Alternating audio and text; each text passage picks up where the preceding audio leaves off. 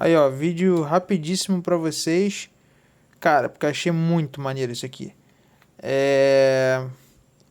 Um camarada entrou aí no canal e comentou, o Felipe Marinelli. Ele falou o seguinte, cara, se você pressionar Fn mais B aqui no teclado da Keychron, o K3, vai aparecer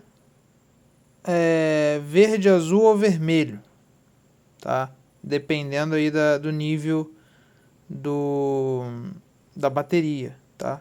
Então vamos lá, Fn mais B, aí ó, azul, tá no meio, e isso resolve o problema da indicação de bateria. Valeu, Felipe.